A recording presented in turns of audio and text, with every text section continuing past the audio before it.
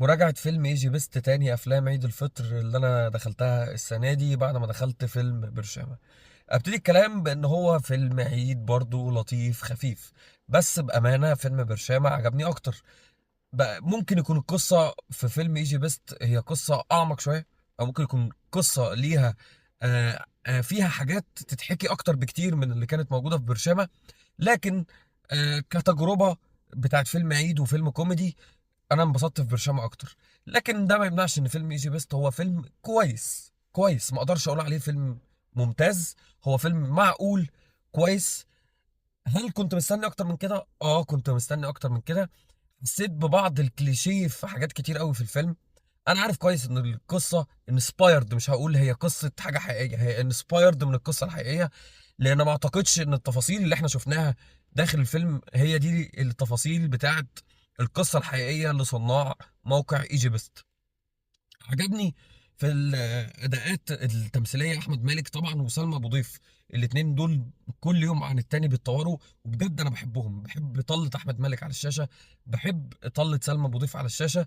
مروان بابلو في تجربه اولى تعتبر تجربه مقبوله، ما اقدرش اقول عليها اكتر من كده، مقبوله. يعني ولا هي ممتازه ولا هي فيها مشاكل، هي مقبوله. وطبعا مع الادوار اللي هياخدها بعد كده هيتطور اكتر واكتر. زي ما بقول لكم، انا السيناريو كان عندي فيه شويه ملاحظات.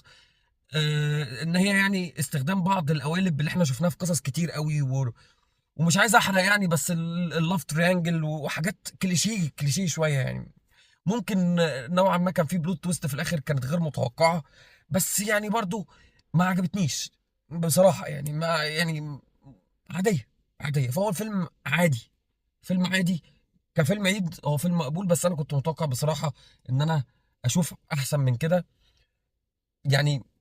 ممكن اقول حاجه، بس يعني الحاجه دي هي حاجه شخصيه شويه. كان يهمني قوي ان انا لما اجي اتفرج على فيلم زي ده نمنشن. انا عارف ان هو ده تم ذكره في الفيلم، بس نمنشن اكتر قد ايه القرصنه دي حاجه وحشه، قد ايه القرصنه دي جريمه وملهاش اي تبرير. فحاسس ان الفيلم جاب سيرتها بس ما اتكش قوي على الموضوع ده.